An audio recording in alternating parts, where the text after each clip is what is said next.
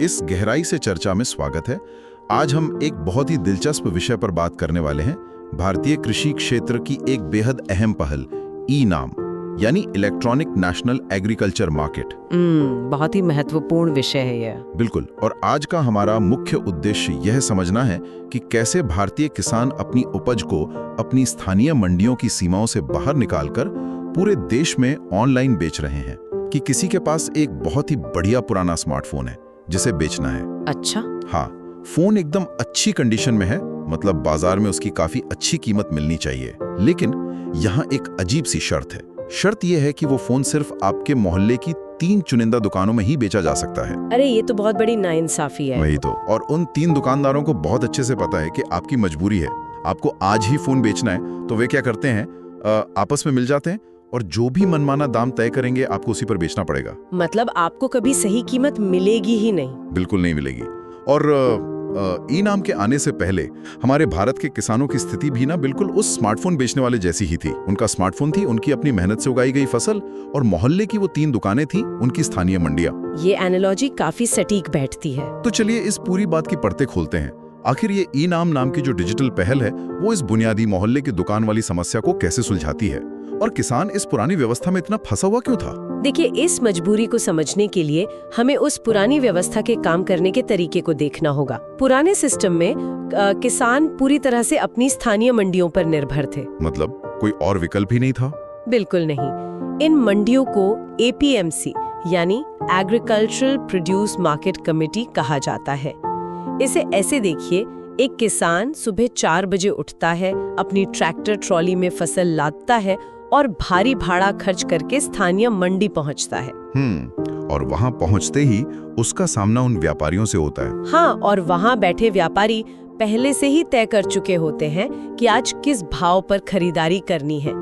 वहां किसान price maker यानी दाम तय करने वाला नहीं था, वो केवल एक प्राइस टेकर था। सही कहा। उसे वही दाम स्वीकार करना पड़ता था जो व्यापारी तय करते थे, क्योंकि सीधी सी बात है, वो फसल को वापस घर ले जाने का भाड़ा दोबारा खर्च नहीं कर सकता था। और शायद फसल खराब होने का भी डर रहता होगा। बिल्कुल। और सबसे बड़ी विडंबना तो ये थी कि किसान को अपनी ही फसल बेचने के लिए उन मंडियों में व्यापारियों और आड़तियों को भारी कमीशन भी चुकाना पड़ता था। मतलब अपनी चीज बेचने के लिए खुद ही पैसे दो, और वो भी उस दाम पर जो कोई और तय करे।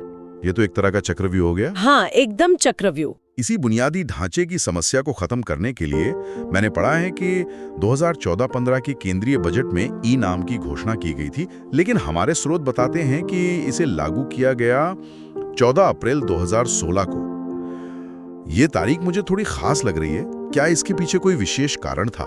यहाँ सबसे दिलचस्प बात यह है कि 14 अप्रैल डॉक्टर भीमराव अंबेडकर की जयंती का दिन है। ओह, अच्छा। हाँ, ये कोई संयोग नहीं था। डॉक्टर अंबेडकर का पूरा जीवन समाज के सबसे कमजोर और शोषित वर्गों के सशक्तिकरण के लिए समर्पित था। भारत में छोटे और सीमांत किसानों की स्थिति भी आर्थिक रूप से काफी शोषित रही है। बात तो सही है। तो ई-नाम को इस विशेष दिन पर लॉन्च करना इस योजना के मूल उद्देश्य को स्पष्ट करता है। गरीब किसानों को आर्थिक स्वतंत्रता दिलाना, यानी उन्हें उस पुरानी मंडी प्रणाली से आजाद करना। बिल्कुल। इसका लक्ष्य उन्हें एक सीमित भौतिक बाजार की कैद से निकालकर एक ऐसे असीमित डिजिटल बाजार से जोड़ना था जहां प्राइस डिस्कवरी संभव हो। मतलब किसान खुद पता लगा सके कि आज देश के किस कोने में उसकी फसल का सबसे अच्छा दाम मिल रहा है। ये तो बहुत ही शानदार विचार है। और इसके साथ ही ये 100% सेंट्रल सेक्टर स्कीम है। इसका मतलब है कि इस पूरी योजना का सारा खर्च सीधे केंद्र सरकार उठा रही है। रुकिए एक सेकंड। अगर सारा पैसा केंद्र सरकार दे रही है और किसानों को अपनी फसल का बेहतर दाम मिल रहा है, तो फिर तो ये एक ऐसी योजना है जिसका पूरे देश में रातों रात स्वागत होना चाहिए था। कागजों पर तो ऐसा ही लगता है। लेकिन मुझे पता है कि नीतियां कभी इतनी सीधी नहीं होती। जब ये योजना आई तो क्या राज्य सरकारों ने इसे आसानी से अपना लिया? ऐसा बिल्कुल नहीं हुआ, बल्कि यहाँ एक बहुत बड़ा संस्थागत और राजनीतिक टकराव देखने को मिला। अच्छा, वो कैसे? देखिए, भारत के संविधान के अनुसार कृषि एक राज्य का विषय है, यानी स्टेट सब्जेक्ट। हाँ, इसका सीधा सा मतलब है कि कृषि से जुड़े नियम, कानून और नीतियां बनाने का अधिकार मुख्य रूप से राज्य सरकारों के पास होता है। अब वापस चलते हैं उन एपीएमसी मंडियों की तरफ, जहां वो कमीशन का खेल चल रहा था। बिल्कुल।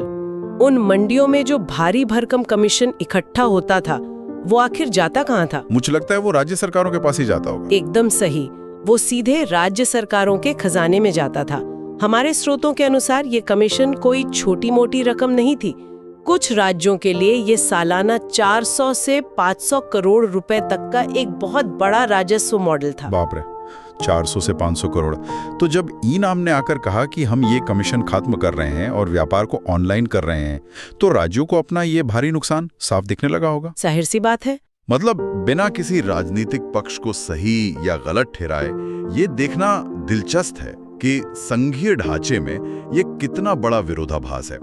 एक तरफ किसानों का सीधा फायदा है और दूसरी तरफ राज्य सरकारों का इतना बड़ा राजस्व छिन रहा है। मुझे याद आ रहा है कि स्रोत में एक विशेष राज्य के विरोध का जिक्र था। हाँ, जब ई-नाम की शुरुआत हुई तो उन राज्यों ने इसका कड़ा विरोध किया जहां केंद्र से अलग राजनीतिक पार्टियों की सरकारें थीं। उदाहरण के लिए उस समय पंजाब सरकार ने इसका काफी पुरजोर विरोध किया था, क्योंकि उनका मंडी शुल्क से आने वाला राजस्व काफी बड़ा था। समझ में आता है, कोई भी अपना इतना बड़ा रेवेन्यू क्यों छोड़ना चाहेगा। बिल्कुल, ये समझना बहुत जरूरी है कि जब भी कोई नया डिजिटल इंफ्रास्ट्रक्चर आता है तो वो सिर्फ एक सॉफ्टवेयर नहीं होता, वो दशकों पुराने रेवेन्यू मॉडल और शक्ति संतुलन को पूरी तरह से पलट देता है। और यहाँ से मामला सच में बहुत दिलचस्प हो जाता है। अगर राज्य सरकारें इसका इतना विरोध कर रही थी और ये उनके अधिकार क्षेत्र का विषय है, तो फिर केंद्र सरकार ने इस योजना को जमीन पर उतारा कैसे? ये एक बहुत ही अहम सवाल है। वे राज्यों के लोकल प्रशासन पर तो पूरी तरह निर्भर नहीं रह सकते थे। अगर राजनीतिक बाधाएं थीं, तो इसका मतलब है कि उन्हें एक ऐसा तकनीकी ढांचा बनाना पड़ा होगा जो इतना मजबूत और पारदर्शी हो कि उसे रोका ना जा सके। बिल्कुल सही पकड़ा आपने। हमारे स्रोत ई-नाम को सिर्फ एक वेबसाइट नहीं बल्कि प्लेटफॉर्म ऑफ प्लेटफॉर्म्स कहते हैं। ये भारी भरकम शब्द असल में काम कैसे करता है? इसे प्लेटफॉर्म ऑफ प्लेटफॉर्म्स इसलिए कहा जाता है क्योंकि ई-नाम सिर्फ एक नया पोर्टल खड़ा नहीं कर रहा है।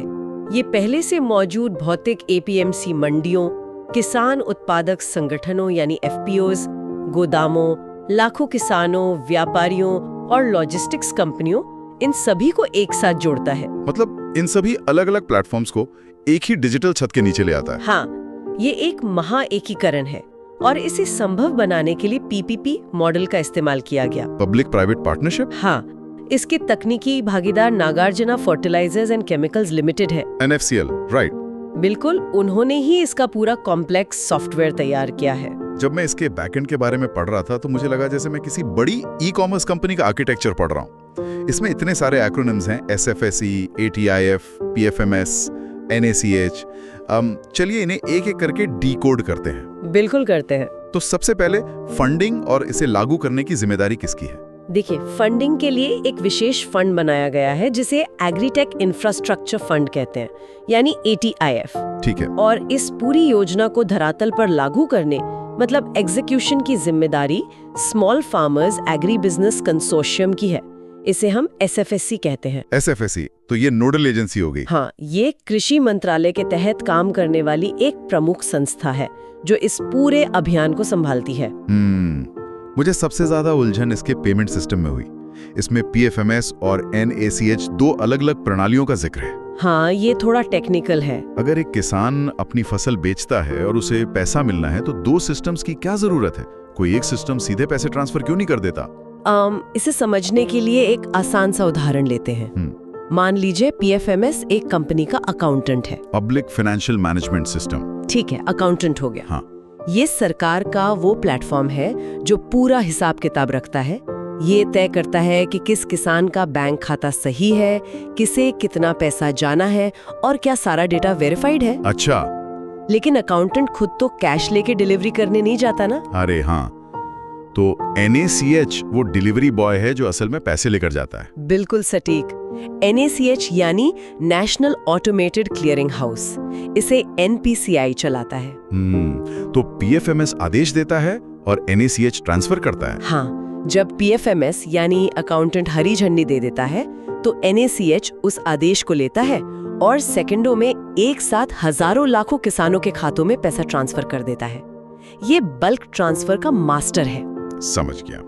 इस दोहरी प्रणाली से ये सुनिश्चित होता है कि पैसा रास्ते में कहीं फंसे नहीं और कोई बिचौलिया उसे हाथ भी ना लगा सके।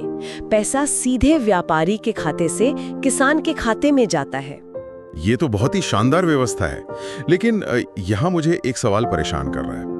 आपने कहा कि ये 100% सेंट्रल सेक्टर स्कीम है। हाँ बिल्कुल। हमारे स्रोतों के मुताबिक केंद्र सरकार प्रत्येक मंडी को इंफ्रास्ट्रक्चर विकसित करने के लिए 75 लाख रुपए की वन टाइम ग्रांट देती है। अब अगर राज्य सरकारें इस योजना से खुश नहीं हैं, तो क्या ये 75 लाख रुपए का अनुदान किसी ब्लैक होल में नहीं जा रहा? आप सही दिशा में सोच रहे हैं। मतलब ये कैसे सुनिश्चित होता है कि मंडी में वाईफाई और कंप्यूटर लग रहे हैं और पैसा सिर्फ हजम नहीं किया जा रहा? देखिए, ये एक बहुत ही व्यावहारिक सवाल है। ये 75 लाख रुपए सिर्फ एक ब्लैंक चेक नहीं है जो राज्य सरकारों को पकड़ा दिया जाता है। तो फिर ये काम कैसे करता है? यह सशर्त अनुदान है। इसका उद्देश्य मंडियों में भौतिक बुनियादी ढांचा खड़ा करना है, जैसे तेज इंटरनेट कनेक्शन, किसानों के लिए कंप्यूटर टर्मिनल और सबसे महत्वपूर्ण असेइंग लैब। असेइंग लैब, ये क्या होता है? ये उपज की गुणवत्ता जांचने वाले उपकरण होते हैं। जब तक उपज की क्वालिटी, जैसे गेहूं में नमी कितनी है या दाने का आकार क्या है, ये ऑनलाइन दर्ज नहीं होगा, तब तक दूर बैठा व्यापारी बोली कैसे लगाएगा? पॉइंट है, बिना देखे तो कोई माल नहीं खरीदेगा।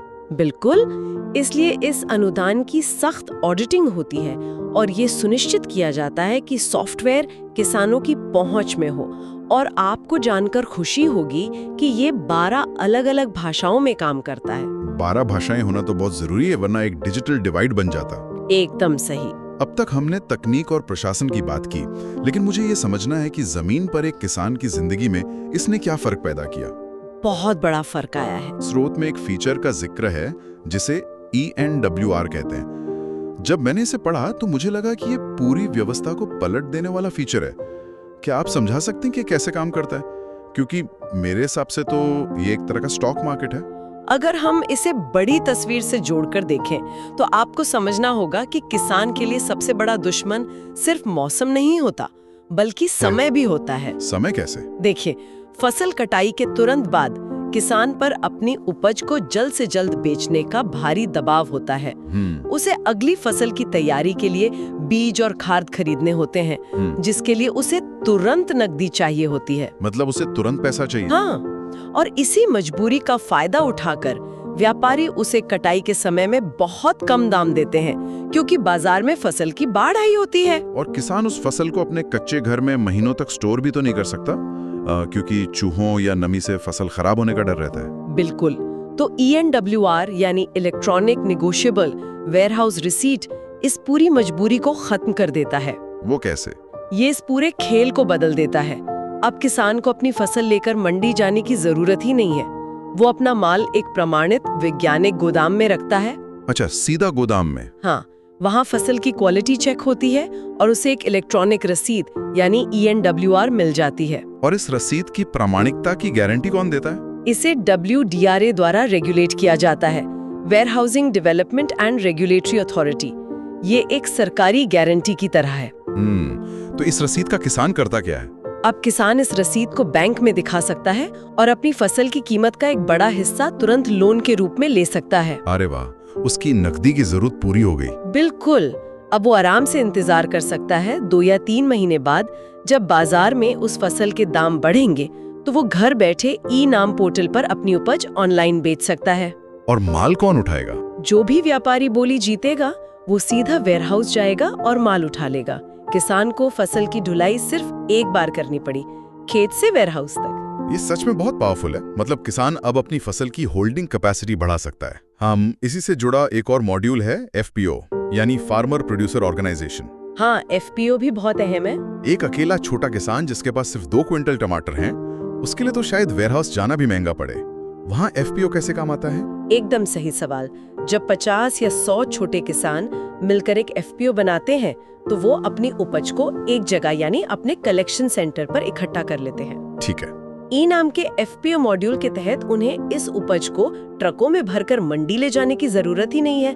वो सीधे अपने गांव के कलेक्शन सेंटर से ही पूरी उपज को ई नाम पर लिस्ट कर सकते हैं और ट्रेडिंग कर सकते हैं। इससे तो उनका हजारों रुपए का ट्रांसपोर्टेशन खर्च बच जाता होगा। बिल्कुल बचता है। और जब हम ई नाम पर बिकने वाली चीजों की बात करते हैं तो अक्सर दिमाग में सिर्फ गेहूं, धान या दालें ही आती हैं।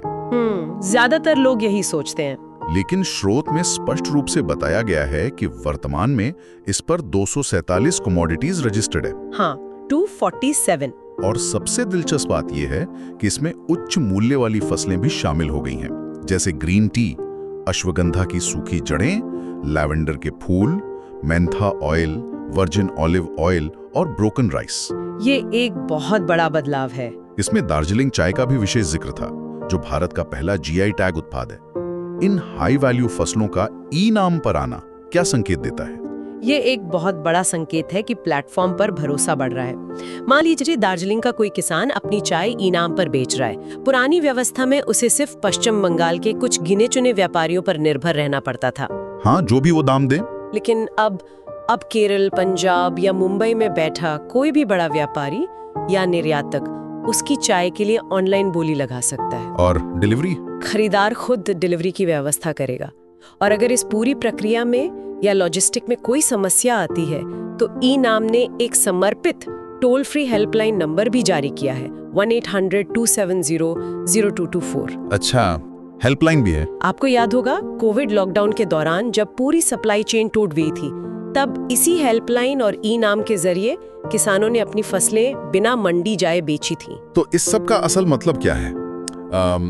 क्या ये 1522 इंटीग्रेटेड मंडियां, करीब 1.80 करोड़ किसान, 2.80 लाख व्यापारी और 3 लाख करोड़ रुपए का व्यापार, क्या ये सिर्फ कागजों पर अच्छे लगने वाले प्रभावशाली आंकड़े हैं? मुझे नहीं लगता कि ये सिर्फ आंकड़े हैं। या फिर हम असल में किसी स्थायी बदलाव की ओर बढ़ रहे हैं, क्योंकि सरकारें अक्सर आंकड़े तो बहुत बड़े बड़े पेश करती हैं। देखिए, अगर आप इसके हालिया एकीकरण को देखें तो समझ आएगा कि ये एक परिपक्व इकोसिस्टम बन रहा है। अच्छा, जैसे कि नीति आयोग, जो सरकार का मुख्य थिंक टैंक है, वो लगातार इस बात पर काम कर रहा है कि इसे और पारदर्शी कैसे बनाया जाए। जी। उदाहरण के लिए ई नाम को अब पीएम किसान योजना के डेटाबेस से जोड़ दिया गया है। पीएम किसान से जुड़ने का व्यावहारिक फायदा क्या है? केवाईसी और पहचान।